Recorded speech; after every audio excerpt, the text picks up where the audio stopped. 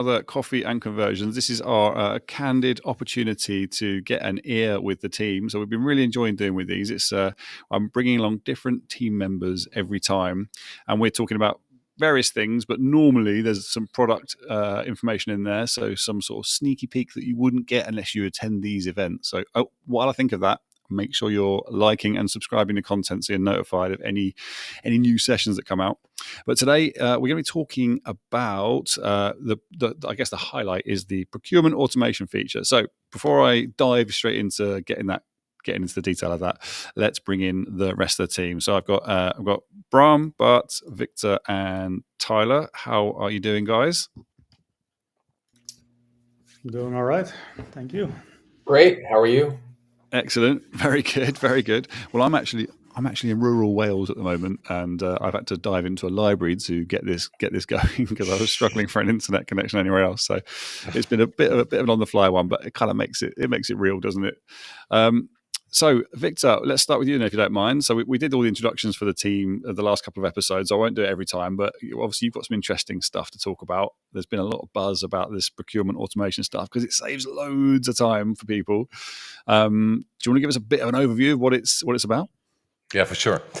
Yeah, it's a sneak peek. We called it a sneak peek, right? So there's actually two things I want to show.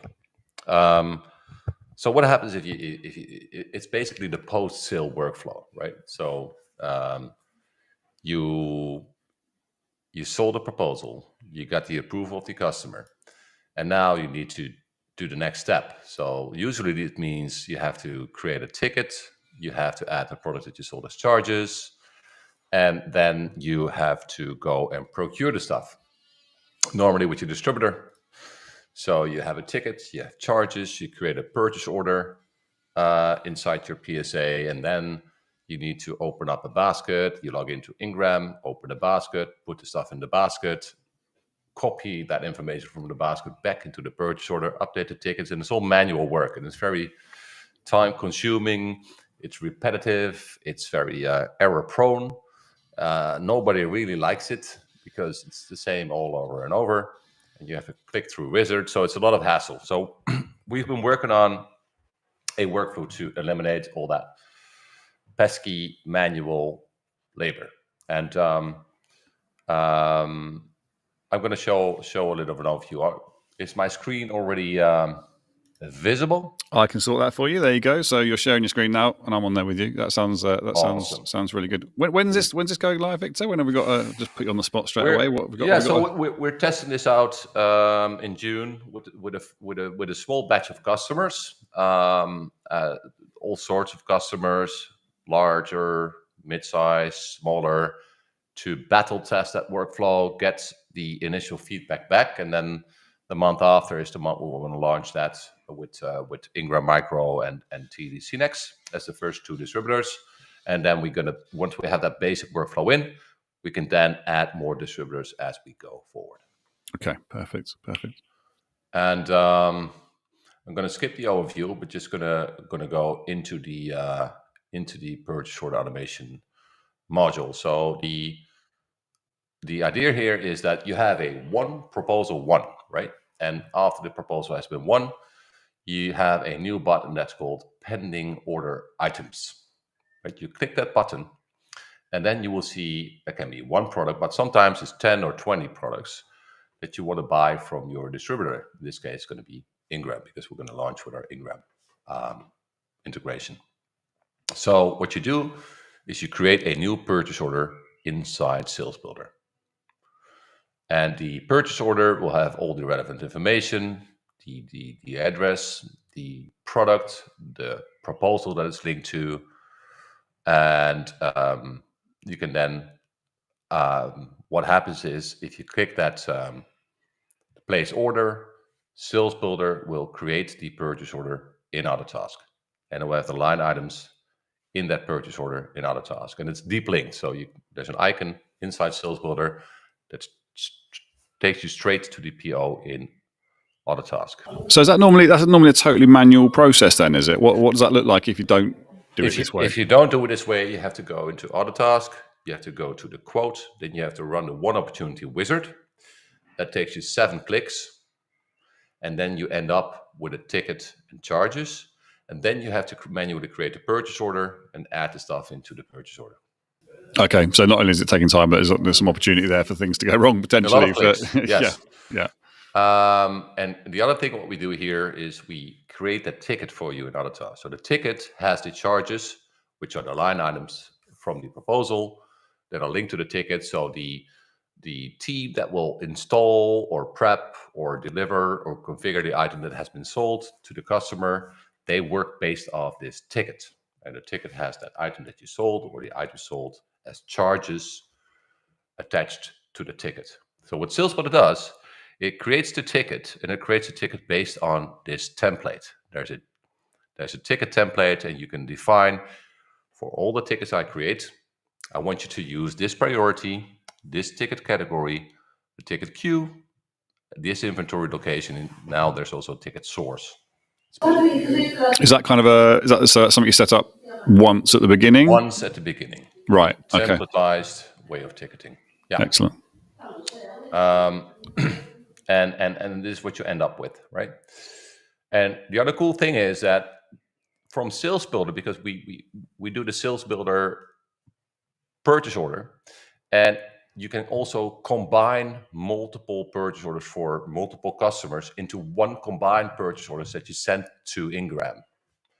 Right? Normally, you set up a PO in Autotask, but you can also only link it to one customer. Right? So here you have the option to combine the items because sometimes the purchase order costs money.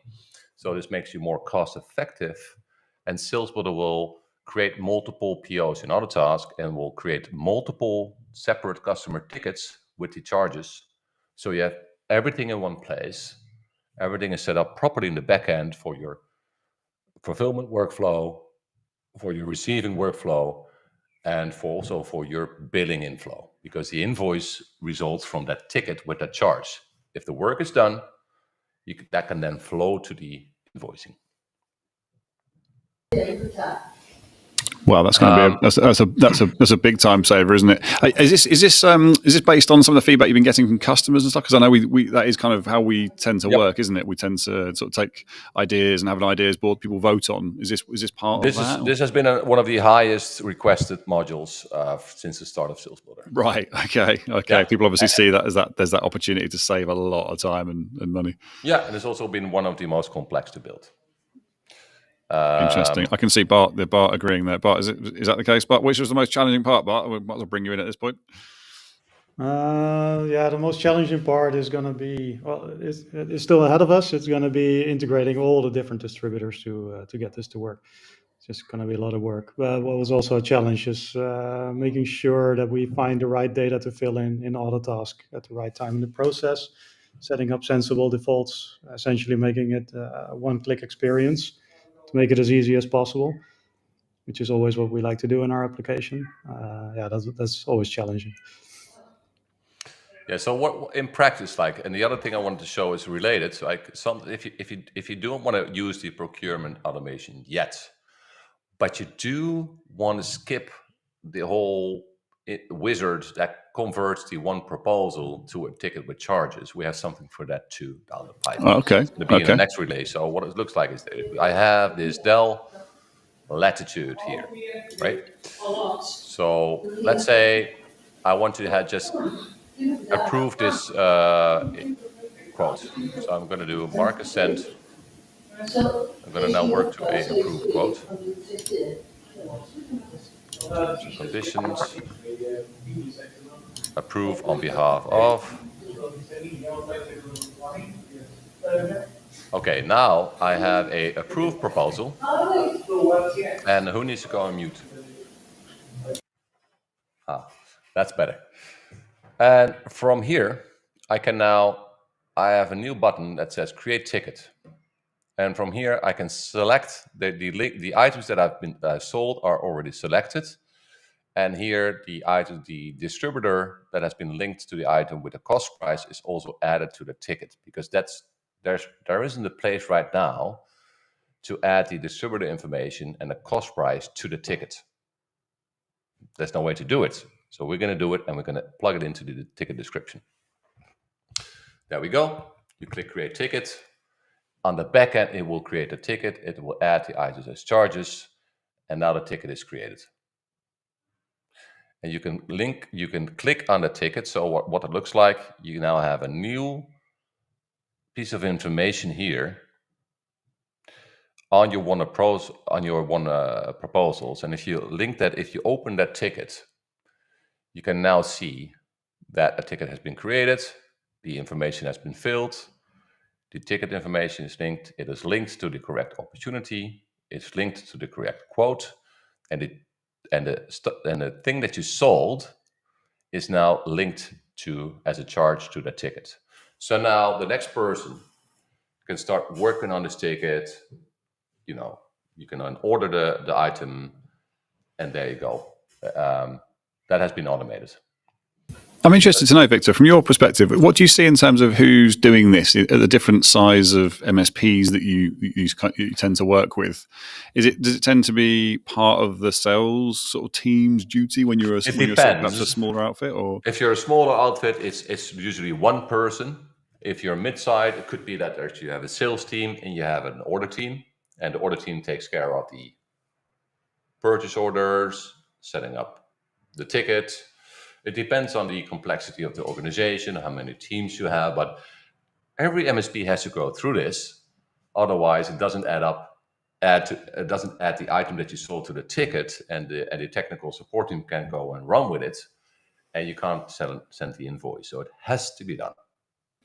So this is definitely, so if you're watching, perhaps you're an existing customer, or even you're thinking about adopting Sales Builder, you need to be thinking, okay, if there's someone else in my business who this would benefit more, perhaps this isn't directly related to me, then definitely need to be sharing the link to this and let them know about it. On that note as well, just if you've got any questions or comments at this stage, feel free to put them in. So you've got that, you can use, we're live on LinkedIn and YouTube, so you can add comments straight away, and I'll keep an eye on those.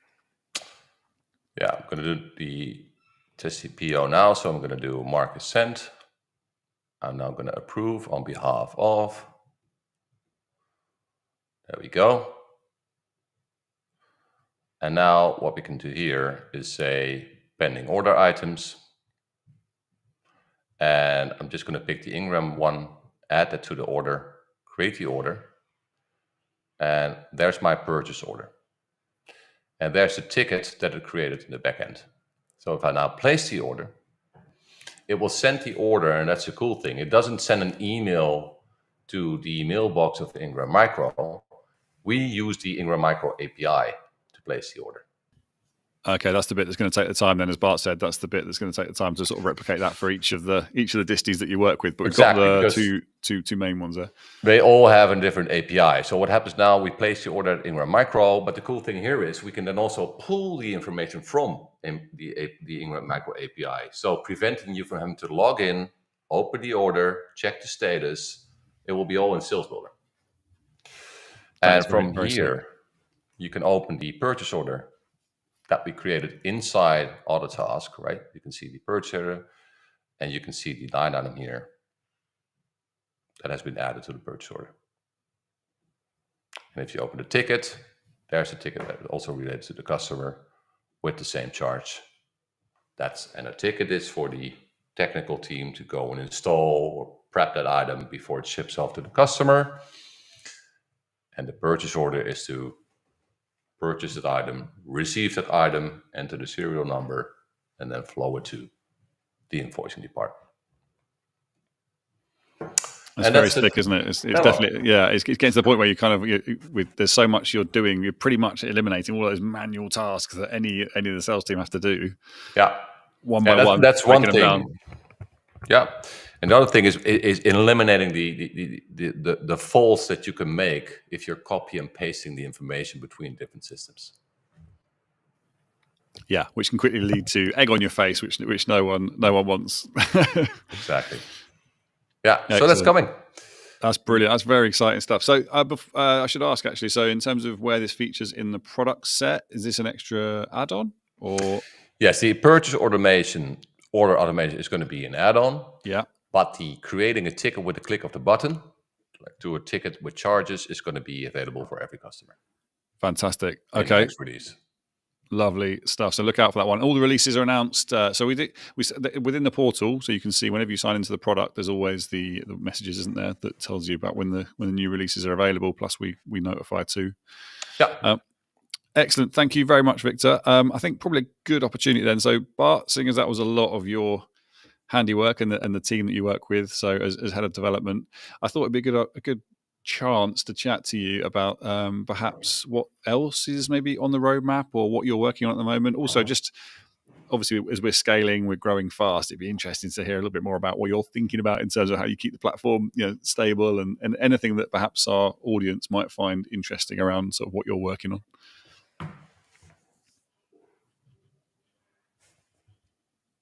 I think you're on mute at the moment, unless that's my fault. Are you on mute, Bart? That's my own fault. There you go. It's all right. So most of the things that the development team builds, the customer sees them and they're happy with them and everything. But there's one thing that we've been working on in the past 2 or 3 months that went live last Monday, which is something that no customer sees at all. It's an upgrade of a queuing mechanism that we use. That sounds thrilling. Yes, and it has some benefits. I won't go into the technical details, but it was quite exciting last Monday to put it live. Yeah. Because it's so big and it's like a big bang deployment. And I was very happy to see that no one noticed anything except me, because I saw that it was live and it worked. That's job done then, isn't it, really? That's exactly. That is your main mission. Exactly what you want to see with these kind of things. And, yeah. So there's a lot of benefits in what we in what we migrated to. But the biggest thing that the customers will actually notice is that the age-old quote not yet synchronized error is reduced to like 10% of the earlier occurrences. So that should make the customer very happy. It was one of the most annoying. Well, it was a very annoying bug that we had in the platform. That's good. Yeah, I was pretty happy to see that go live without any problem at all.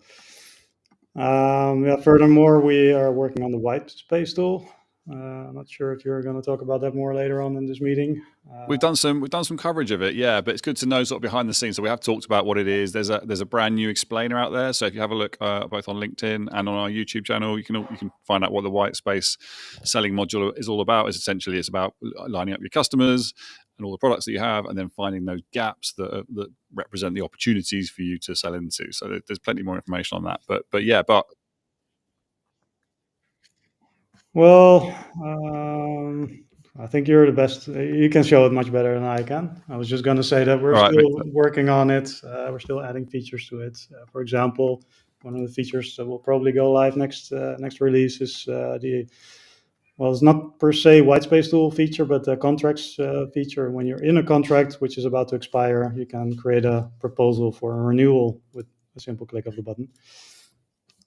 And we're going to add loads of more analysis tools to make the insights even better in your running contracts.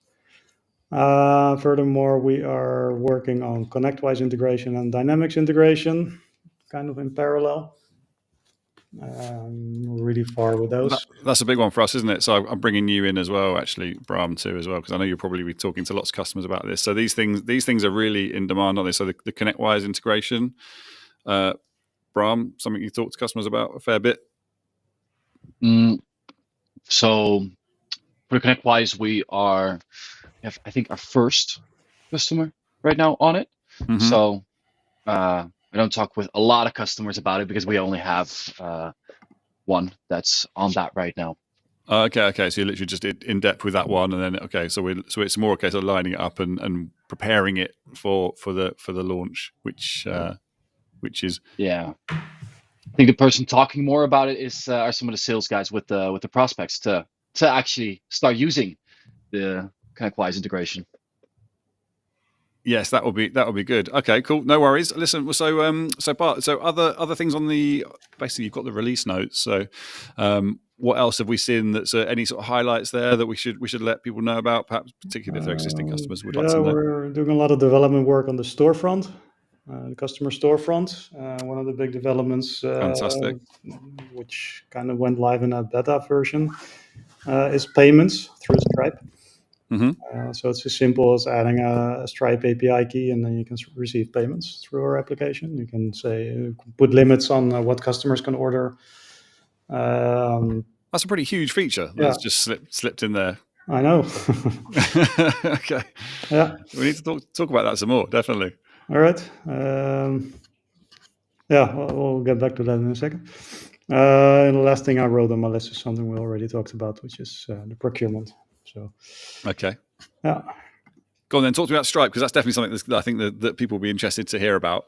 Yeah. So yeah, we have the storefront module where the customer, the end customer, the customer of the MSP can sign in themselves and create baskets for themselves to order a laptop or something small or big.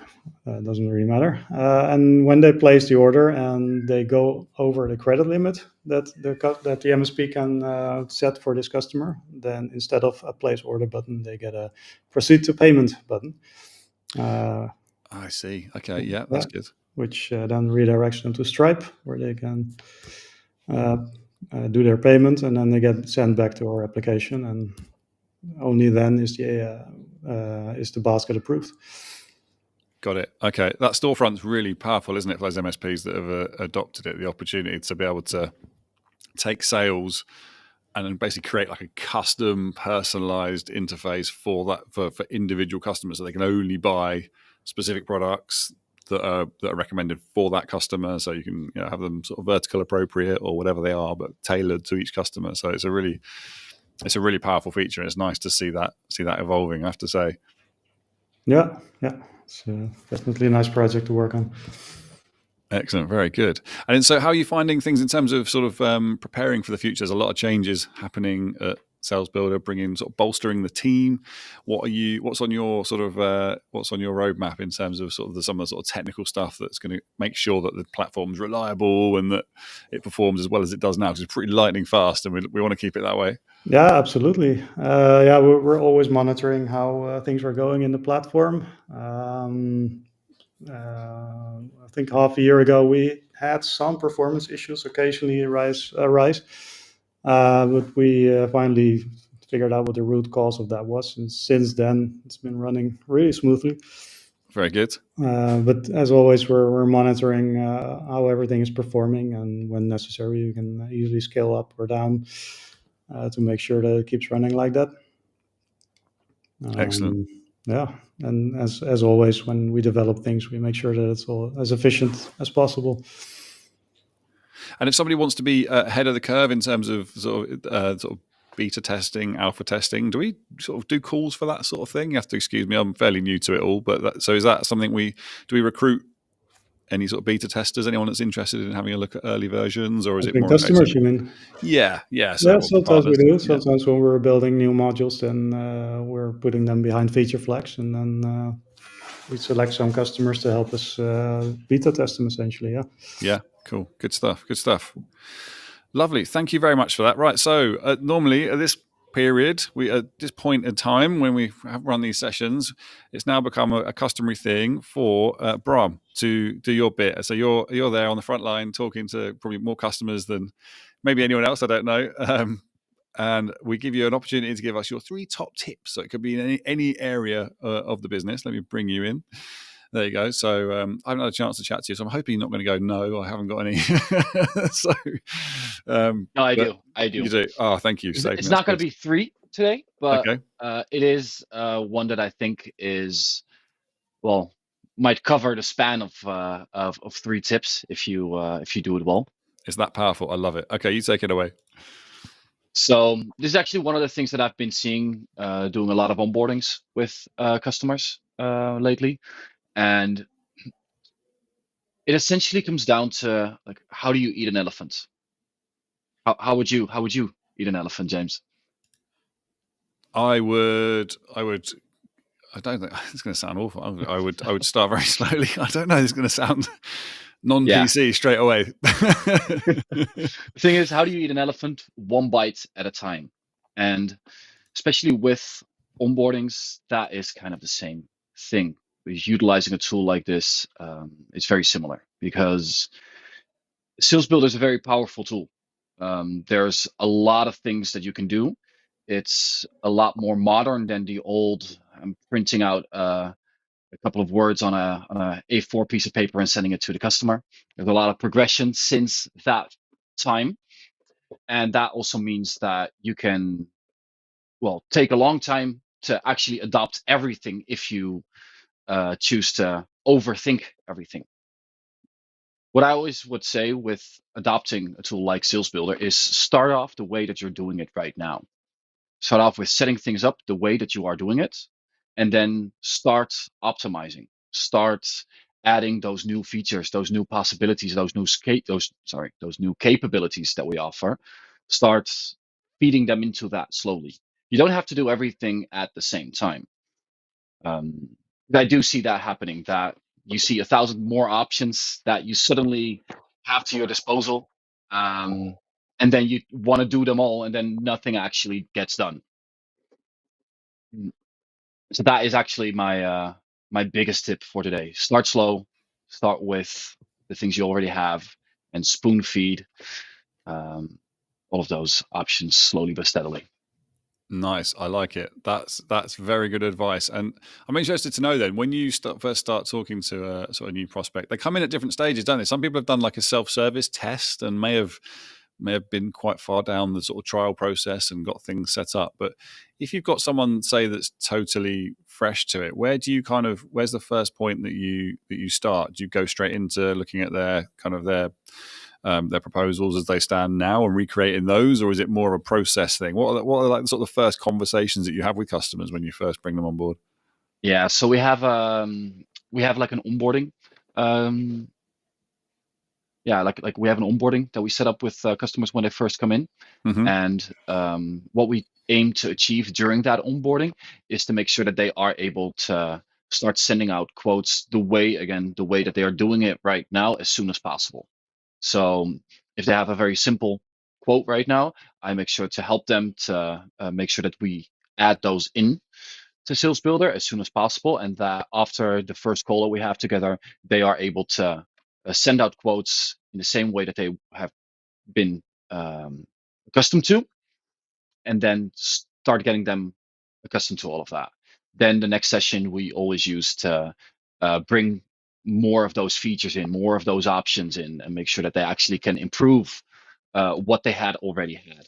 So yeah, you are right. It's definitely different scenarios with some of them. I've also had some customers that we give access to, and then they spend all their evenings just testing every single bit before I even have the chance to talk with them. It's very different customer to customer. Yeah.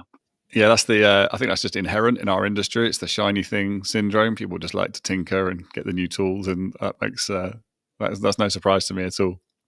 Absolutely. Excellent. Okay, good stuff. Thank you for that. That is really, really sound advice. So we'll go next week. I think we'll probably talk a bit more about the onboarding process. Then let's go some more into sort of what happens after those stages. Yes, I don't want to use you all up at once. So good resource, bro. Excellent. Okay, we'll cool. do that. Lovely. Thank you very much. Right, I'll bring the other guys in. So at this point, ask if we've got any questions. If anyone's got anything they'd like to ask about what they've seen so far. Hopefully, I can see all of those. Anyone else got anything they'd like to add?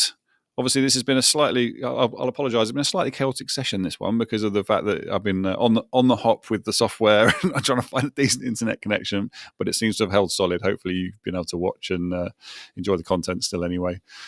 A quick reminder now, actually, just to make sure that you do subscribe and like to our channel. So we're looking to make sure we build that up and make sure that anyone who wants to watch this content is notified and is aware of it. Anyone else want to add anything?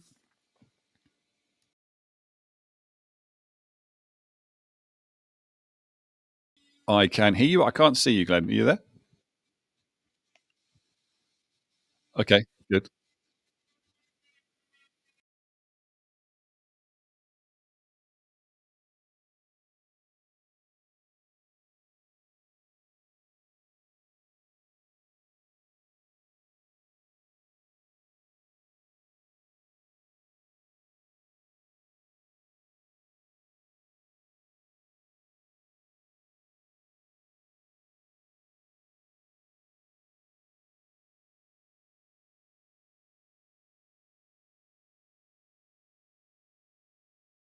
Also, they can envision then how much time they're going to be able to save. So having multi-layer, multi people involved in the sales evaluation. That's really good. Okay, so just making sure that you're not just sort of, I guess, having a conversation with one person who might be experiencing the most pain, but actually recognizing the fact that there's people throughout the business probably that are also going to benefit from this and who are also experiencing pain that this can help with. So it's just making sure how do you go about that, Glenn? If you're having a conversation with one person, is it just as straightforward as asking, okay, who else in the business is there? Who else might be affected? How do you kind of get an idea of the lay of the land? It's obviously it's a team collective, right? To make a decision usually at an MSP business, especially it depends on the size, of course, as well, right? Sometimes we have some customers that have one or two people, the business owner, and maybe one person that sends out quotes. But especially in more large organizations where there's like 15, 20, say, salespeople or people that have some involvement in the sales process, right? Whether it's a pre-sales consultant or maybe sometimes a solution architect even gets involved. Someone from marketing that needs to look at their branding and templates. It's good to have them on board for them to understand the collaboration that goes involved in the sales process, but also to have the team on board that are going to be ultimately one carrying the project, right? So yeah, it's a question of who's involved, who are the main users, who has to have a saying in this, and then also just getting the right people to share their challenges as well, right? So that we know that we can address all of these areas. Yeah, I like that. And particularly an interesting one actually is we don't talk about it much, but the marketing team have an awful lot to gain. So, from being able to sort of standardize the look, the appearance, there's obviously a compliance aspect when you're building out templates and things which may fall into their kind of remit. So the marketing team is a classic example of those that you might not immediately think of with this sort of thing, but that would very much like to have, input on the sort of the content, because this is an important part of the sales process. What you put under the customer's nose, exactly what you're saying about your business, and that's something that certainly in the larger organisations you have to be talking to the sort of marketing teams as well. They're going to be interested. Yeah. So no, I'm totally on board with that. Yeah, and also I had a thought about this actually this week. Is if you're having quarterly business review with your customers, especially now with the white space module, you're going to be able to have much more better conversation around that, right? So if you're going to meet with your customers and want to understand how you can actually offer a full service, you've got the data now to obviously have that conversation, right? And then the marketing team come back to that, then can create campaigns based on services they've not yet taken, or if you want to position those services, you can create some kind of like case studies or stories around why it's important for them to take those services, right? So it works both ways. So the synergy between sales and marketing is super important. I think that's often overlooked, because if the marketing team do not know what's being sold, how can they market it, right? And the other way around, if the sales team do not know what the marketing is, say, marketing, it's very hard for them to have those conversations with their customers based on what they've been also sent, right? So it works both ways. Yeah, it's good. Thank you for that. No, it's really good. That's really good information. Excellent. Well, seeing as you've been talking about white space, that's quite handy actually, because I've actually had a question come in about that. So one of our viewers would like to see the white space module. So we showed it a little bit last week.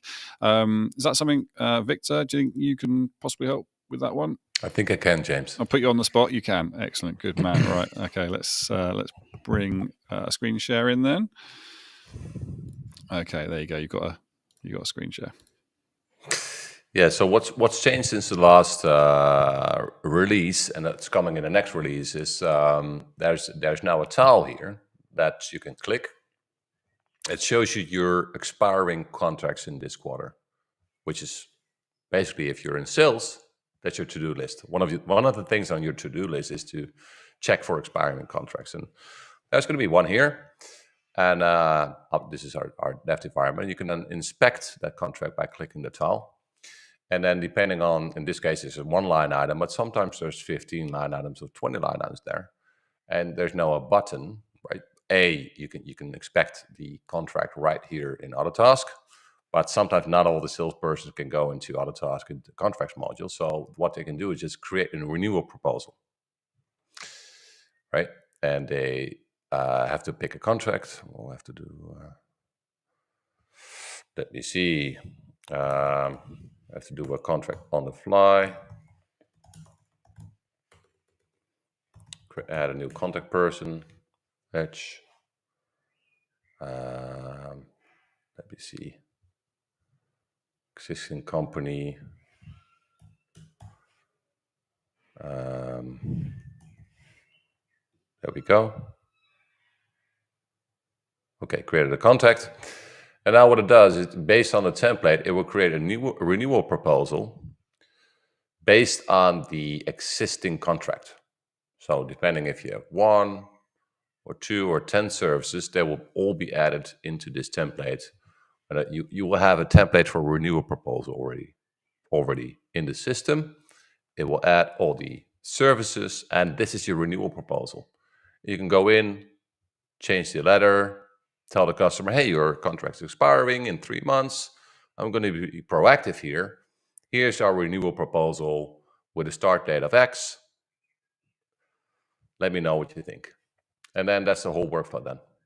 So it makes it even easier to create proposals just based on the white space.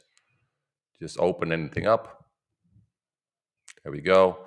If you have more services, right, you have the same thing. Create a renewal proposal. Click on create. And it will add all these services, including the quantities, on your renewal contract. That is magic. I love it, and I'm sure the other guys will. I can see sort of Thomas and Tyler. That's probably one you're looking forward to talking to customers about, I'm sure. Absolutely. The white space module just keeps on getting better, doesn't it? Really, that's one that I think we're going to be talking about a lot. We've got Ryan's not here today, but we've got DatoCon Dublin coming up, so that's going to be one that we're going to be leading with, I'm sure. And I can't wait to be talking to customers about that. And who knows what you'll have developed by the time we get there? We'll see. It seems to be moving at quite a pace. Yeah. Excellent. Thanks for showing that off, Victor. That's fantastic. I'm just checking to see if we've got any questions or anything. If anyone's got any other comments or anything that they want to add, please feel free to do it now. I'm just going to check, see if we've got anything coming in. No, I think we're good.